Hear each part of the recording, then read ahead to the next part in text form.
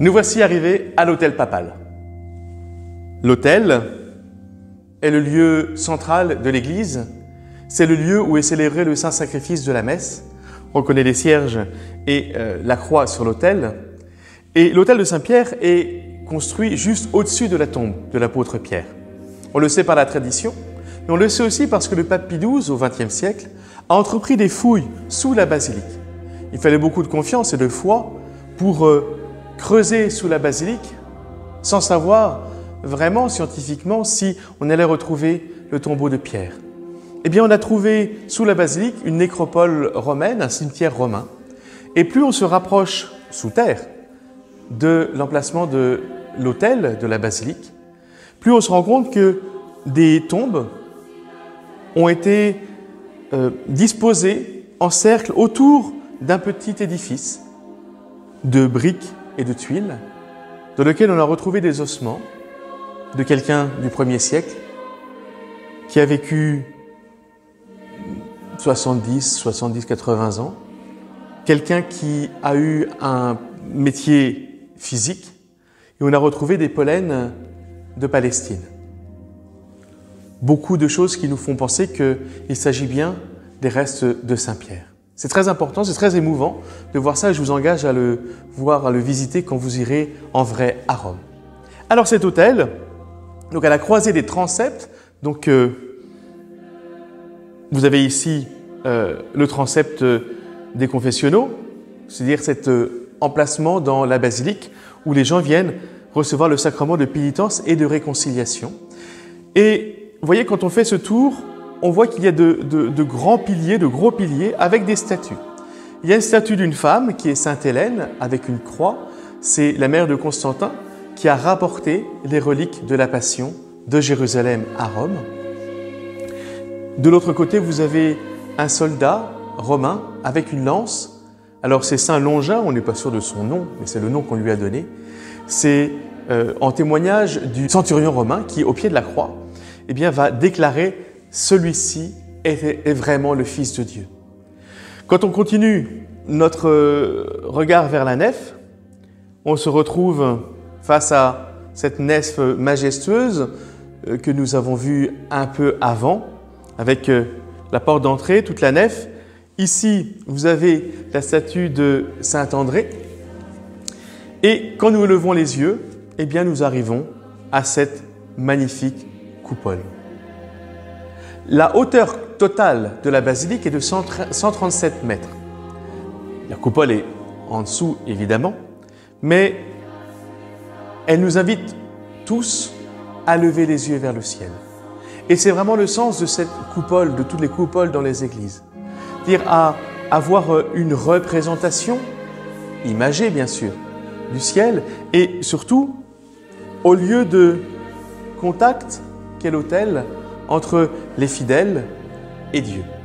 Le lieu où se rend présent dans l'Eucharistie le Seigneur Jésus.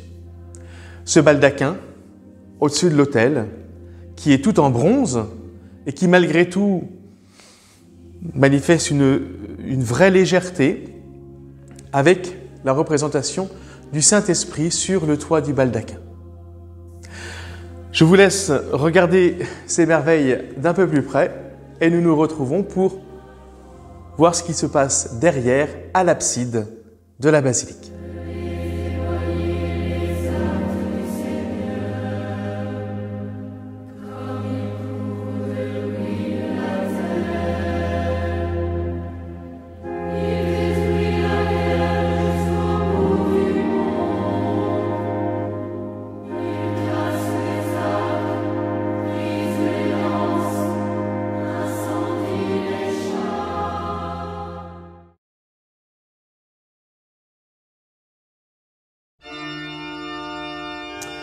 Nous voici maintenant dans l'abside de Saint-Pierre, c'est-à-dire tout au fond de la basilique. Vous voyez que nous sommes passés de l'autre côté de l'autel.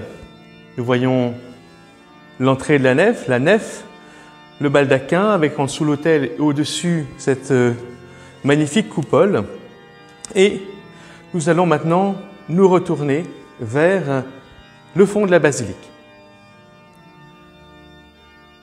Comme tu peux le voir, il y a tout devant l'autel, où les prêtres qui viennent avec des groupes à Saint-Pierre peuvent célébrer la messe.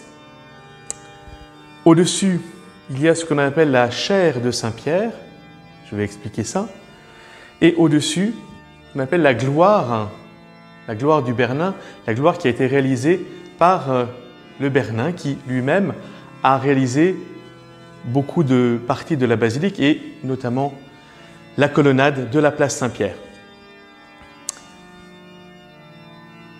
La chaire, C-H-A-I-R-E, c'est en fait le siège.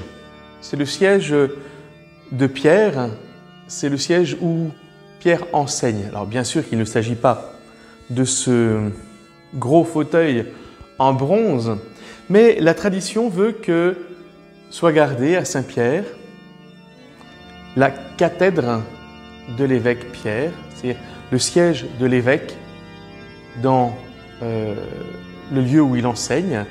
Et à l'intérieur de ce grand fauteuil en bronze, il y en a un plus petit en bois, très humble, alors qui probablement ne vient pas de Saint-Pierre lui-même, mais d'un de ses successeurs.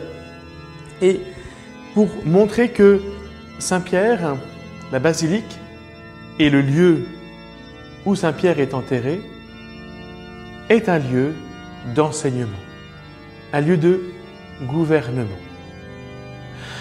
Pour manifester l'enseignement et la sûreté de l'enseignement du magistère, c'est-à-dire du pape et des évêques rassemblés autour de lui, eh bien, il y a 4 pères de l'Église, 4 évêques, pères de l'Église, qui soutiennent ce grand siège.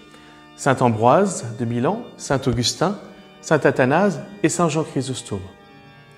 C'est important de voir le lien qu'il y a entre ce siège qui symbolise l'autorité du pape et les évêques qui sont en dessous.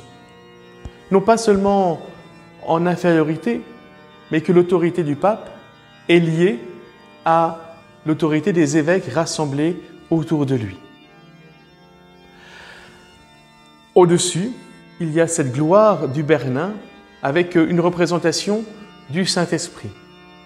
Pour, là encore une fois, manifester que c'est par la grâce de l'Esprit Saint que Pierre et ses successeurs enseignent, gouvernent l'Église.